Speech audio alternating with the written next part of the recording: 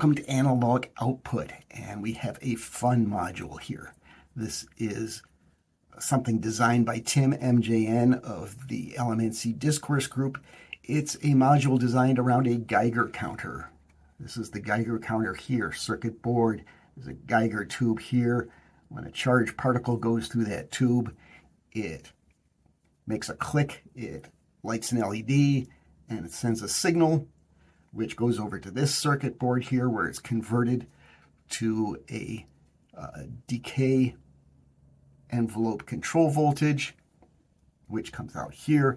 There's a knob here to control the decay time, and so naturally enough, it's called nuclear decay. And the knob is labeled T1/2, which, if you don't know, is the symbol for radioactive half-life. So I decided I wanted to build one of these, and I ordered the Geiger counter from AliExpress, and it arrived. I plugged it in. You have to provide your own 5-volt power supply for it. I plugged it in, I turned it on, and nothing whatsoever happened. So, and the vendor provided absolutely nothing in the way of instructions or documentation or anything. Tim, fortunately, provides a link to a repository with information about this Geiger counter. It's kind of sketchy documentation. It's kind of not all that fluent documentation, but it's better than nothing. There's a schematic there. I looked at the schematic. I figured out the 5 volts gets boosted up to 400 volts for the Geiger tube, and that 400 volts gets to the Geiger tube via a 2-position pin header right in there with a jumper on it, except that mine didn't have the jumper on it, which meant that no voltage was getting to the Geiger tube, which probably had something to do with it's not working. So I put a jumper on there, turned it on, and it still wasn't working. So then I looked in the documentation. I found something about calibrating the high voltage, which was, I couldn't quite figure exactly what it was they were saying to do, so I sort of forged ahead. Don't do that. Just don't do that. Okay, we're talking about 400 volts here. We're talking about a glass tube. If you don't know exactly what you're doing, don't mess around. Find somebody who does know what they're doing. I didn't really particularly know exactly what I was doing. I got away with it, but don't, okay? Just don't. But what I did was, there's a pad here next to that pin header where it's a voltage divider, and if you measure the voltage there, it's supposed to read 57 volts, and that indicates it's 400 volts on the Geiger tube. I was measuring 51 volts, so I adjusted this trim potentiometer here until I got 57 volts there, and it started working. So built Tim's circuit on a breadboard, decided I wanted to make a modification to it. I wanted to add a second output, a trigger output. So we've got a short trigger here in addition to the envelope CV there. Built this modified circuit on the breadboard. It worked. Went ahead and built it on this prototyping board. This is one of my prototyping board design. I've got a video about it somewhere up there, probably over there. And, you can't see it too well because the components are on this side, but that's there. Mounted both circuit boards on this 3D printed bracket here that attaches to the fabricated front panel, where we've got I decided to design this with a window here, partly so you can see the Geiger tube from the front, and partly so charged particles, at least from this direction, don't have very much material they have to go through before they hit the Geiger tube, so should improve the trigger rate, I would think. And yeah, that's the module. So let's plug it in and see how it works. Okay, let's turn it on and see what happens. Okay, nothing much. Still nothing. Okay, speed this up maybe a little.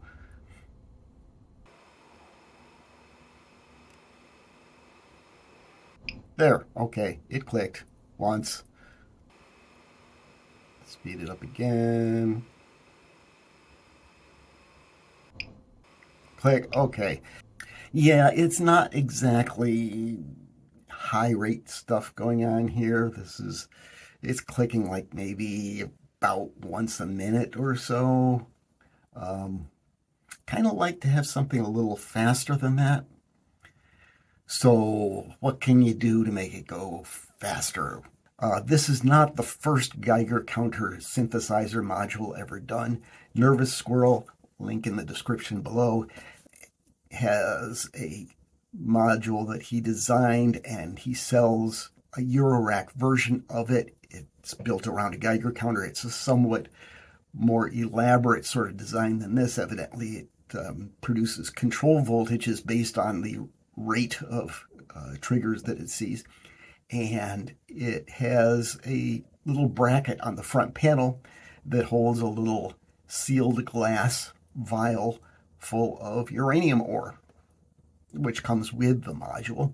Or you can buy the little glass vial full of uranium ore separately from Nervous Squirrel, which I have not done for a couple of reasons. One is that I'm in the United States, Nervous Squirrel's in England, and what the shipping regulations regarding shipment of radioactive materials across international lines is, in this case, I don't really know. I don't think I want to know.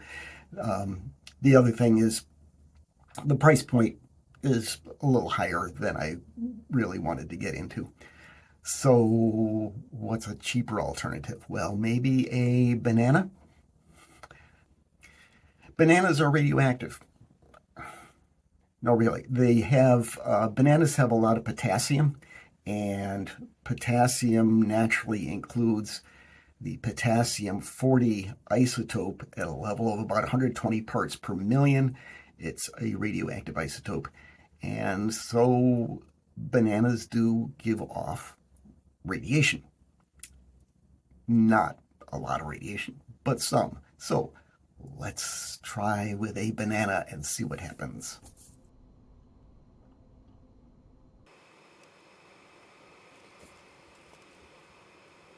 Going at 10 times speed. Still nothing. Nothing. There, okay. Yeah, so much for the banana. Not really gonna do much for you. I guess this is probably why they don't have like a big flashing magenta light and a sign that says radiologically controlled area in the produce section at the grocery store. Well, we could also try this. Salt substitute is 100% potassium chloride, so it has presumably a lot more potassium than a banana. So take 3 ounces of salt substitute, stick it into a baggie, and we'll see what that does. Oh, it clicked as I was putting it down there. That's a good sign. 10 times speed, there was another click, and another click. Yeah, it definitely seems to be higher rate now. It's still, that was still 10 times speed. It's still not very frequent. So if you want a lot more rate than that, we're going to need something else. There's a great site, link in the description below, that has information about household sources of radioactivity, like bananas and salt substitute and Fiestaware, pre-1940s Fiestaware ceramics. They used a glaze that contained uranium, so the Fiestaware was radioactive. I don't have any Fiestaware. They talk about clocks and watches where they painted the hands with radium and phosphorus, and the radium would emit radiation, and it would excite the phosphorus, and the phosphorus would glow, and you could read your watch in the dark as you develop cancer of the wrist. I don't have any radium painted clocks or watches. So then I found another website, also linked in the description, called GeigerCheck.com, and they sell mineral samples, radioactive mineral samples of various kinds in various sizes, quantities. And I found there I could order a piece of uranium ore that fit within my budget. So I placed the order, and within about 3 days, I had this envelope arriving in the mail. And they should have an option where there's like a camera attached to the package, and for an extra fee, you get a picture of your postal carrier's face when they see the package. But if you look at the small print here, it says how this is in compliance with the USPS regulations regarding shipment of radioactive materials, including the radiation level at the surface of the package being below the maximum level allowed by USPS, etc., etc. It's all safe. Inside the envelope was a lot of bubble wrap. Inside the bubble wrap was a little tin with a radiation symbol on it. Inside the tin, some lead sheet. Inside the lead sheet, a little plastic baggie, and inside the plastic baggie, a 3-gram piece of uranium ore autunite. Also included was a little battery-powered UV light, because autunite contains phosphorus, and if you shine UV on it, it glows in the dark, which has nothing to do with uranium. It's just kind of a bonus. Okay, let's see what we can do with this.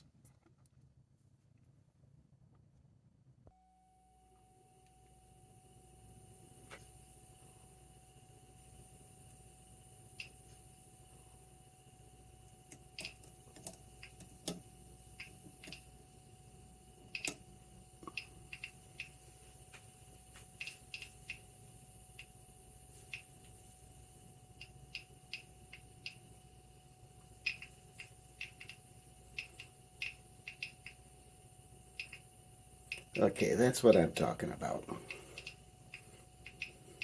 This is not sped up. This is real time.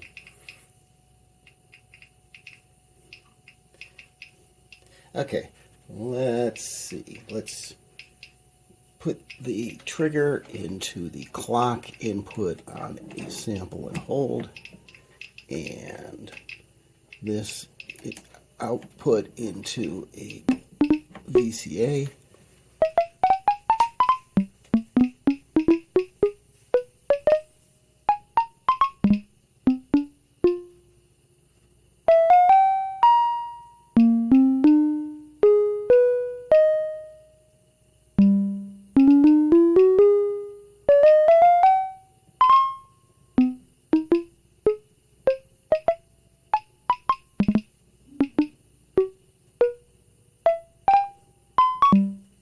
There we go.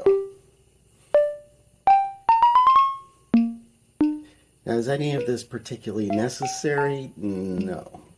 Could you accomplish the same thing with, I don't know, maybe a noise source and a comparator? Yeah, probably. But sometimes it's not the result that you're interested in. It's the path you're taking to get there, right?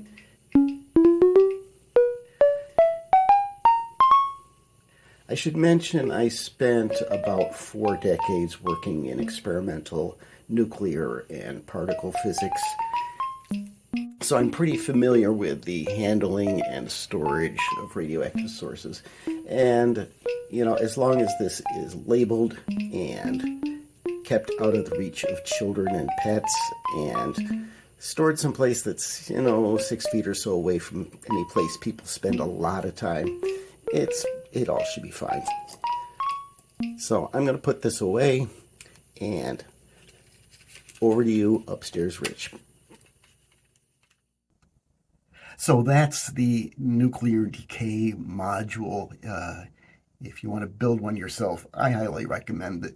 There's links below to Tim's schematic and the information about the Geiger counter, and links to my schematic and the STL file for the bracket that I used, and the link to the prototyping board that I used. You don't need to have a piece of uranium ore sitting around your house if you don't want to. You could always use it with just the background rate, or with, a salt substitute if you don't mind having a relatively slow rate of random envelope voltages. Or you could get yourself some uranium ore, properly handled and properly stored. It's entirely safe. Don't handle it unnecessarily. Don't eat it. Don't carry it around in your pocket. That's uranium ore. If it's a banana, you can eat the banana, okay? I wouldn't carry it around in my pocket if I were you. People get the wrong idea. Anyway, go ahead and mess around with this thing. It's a lot of fun. And I hope you enjoyed that. Hope you learned something from it. And I will see you next time on Analog Output.